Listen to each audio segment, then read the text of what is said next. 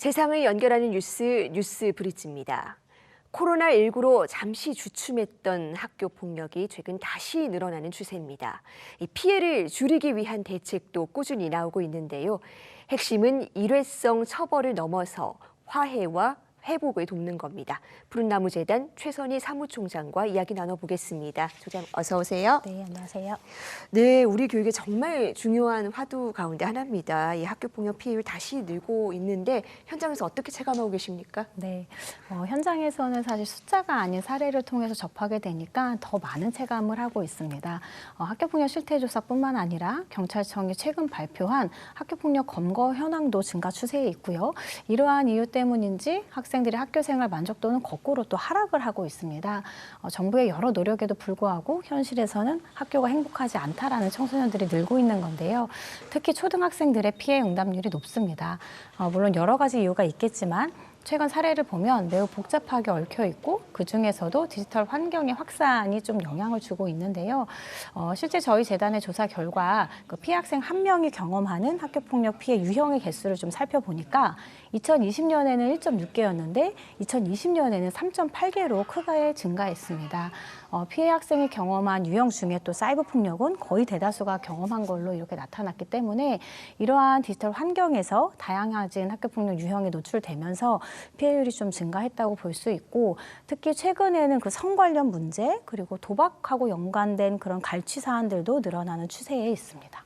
네, 피해 양상이 점차로 복잡해지고 있는 것 같은데 지난 17일에 이 조희연 서울시 교육감이 푸른나무 재단을 방문했습니다. 네. 이 자리에서 학교 폭력 예방과 대응에 대한 여러 가지 방안들이 오갔을 텐데 어떤 내용들이 다뤄졌습니까? 네, 현장 전문가와 함께 학교폭력 예방과 또 대응을 위한 여러 가지 현안들을 나누고 또 실제적인 민간협력 방안들을 좀 이렇게 고민하는 그런 자리였는데요.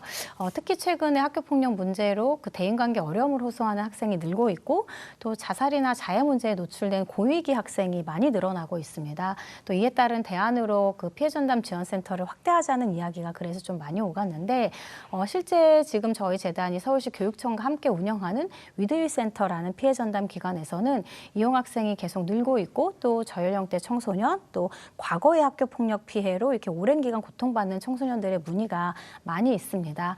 이러한 피해 학생과 가정이 겪는 어려움 그리고 이들의 일상 회복을 위한 여러 가지 방안들을 논의를 했고요. 또 무엇보다 중요한 건 거듭 말씀드리지만 예방이기 때문에 각급 학교에서 수요가 매우 높은 예방 교육들이 있습니다.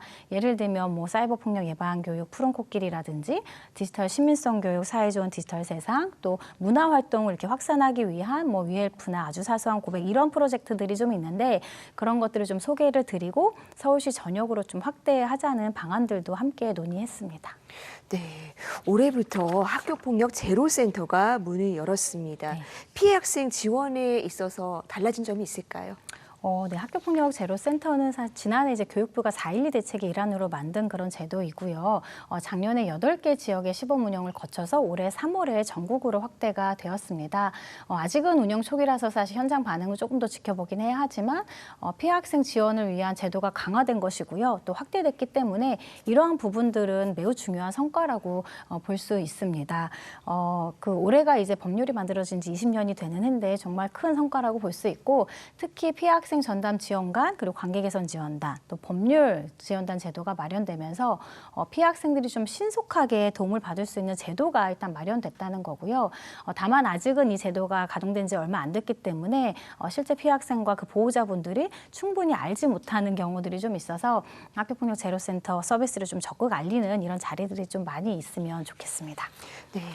학교폭력 문제에 있어서 항상 꾸준히 지적되어 왔던 부분이 교육적인 해결도 중요하다. 특히 관계를 개선해 가야 근본적인 해결이 가능하다라는 부분이었는데 이 관계 개선 지원 활동도 센터의 중요한 역할입니다. 지금 어떤 지원이 더 필요할까요? 네, 맞습니다. 말씀하신 것처럼 학교폭력 예방법에 그게 명확하게 나와 있고요. 피해 학생 보호와 가해 학생 선도 그리고 이들의 분쟁 조정을 통해서 건강한 시민으로 육성하겠다라는 이제 교육적 성격을 띤 법입니다. 또 법률 그 13조의 2에 따르면 경미한 사안에 대해서는 관계 개선 프로그램을 권유할 수 있게 되어 있는데요. 현장에서는 근데 안타깝게도 이 교육적 해결보다는 법적 분쟁을 선택하는 경우가 좀 종종 있습니다.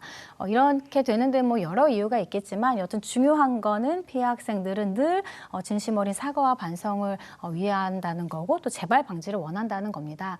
학교폭력 사안을 보면 물론 한 번에 크게 위중하게 발생하는 사안들도 있지만 작은 갈등이 이렇게 쌓이다가 어떠한 계기로 이렇게 사안이 커지는 경우들이 많이 있는데요. 갈등 초기에 정말 작은 사안일 때 관계 개선 활동을 통해서 서로 다름을 인정하고 소통하는 훈련을 하는 것은 정말 매우 중요한 일입니다.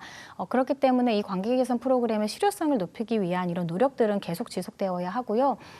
관계 개선 프로그램을 고지 의무화한다든지 또 학생들 간의 이런 그 스스로 이렇게 자발적으로 개선할 수 있는 자리를 적극 마련하는 부분들은 제도적으로 보완이 되어야 하고 여기에서 또 더 중요한 부분은 우리 학부모님들의 인식입니다. 이러한 프로그램들이 가동이 될 때 교육적인 목적으로 해결될 수 있다라는 믿음을 좀 가지시고 또 지켜보시는 것도 중요하고요. 이렇게 하기 위한 또 그 제도적인 보완은 꾸준히 정부에서도 마련할 필요가 있습니다. 네. 최근에 또 아주 현실적인 문제가 법적인 분쟁이 많아졌다는 네, 거죠. 푸른나무 재단에서 이 학교폭력 제로센터 중앙법률지원단도 네. 꾸렸습니다. 네. 앞으로 어떤 역할을 하게 될까요? 네, 저희가 그 중앙법률지원단을 꾸렸는데요. 그 중앙법률지원단은 제로센터 사업을 운영하는 업무 담당자분들 또 실무자들을 대상으로 법률자문 서비스를 제공하는 데 목적이 있습니다. 제로센터 운영 그리고 학교폭력 사안 처리 과정에서 법률적인 도움이 많이 필요하실 텐데 그때 다각적인 정보를 제공받을 수 있게 하려고 하고요. 또 더불어서 학교폭력 판례를 통한 여러 가지 현안들도 좀 나누고 제도적인 보완책 마련을 위한 활동들도 예정돼 있습니다. 이와는 별개로 피해 학생과 그 가정을 대상으로 한 법률 자문은 저희 재단이 자체적으로 운영을 하고 있고요. 필요하신 분들은 저희 재단 상담 번호 1588-9118을 통해서 상담 신청하시고 안내 받으실 수도 있습니다. 네. 그동안 이 학교폭력 대책이 주로 가해자 처벌에 집중해 왔다는 지적이 있었습니다. 물론 엄정한 처분도 중요하지만 이렇게 근본적인 치유와 회복을 위한 노력이 중요할 것 같습니다. 오늘 말씀 여기까지 듣겠습니다. 총장님 감사합니다. 감사합니다.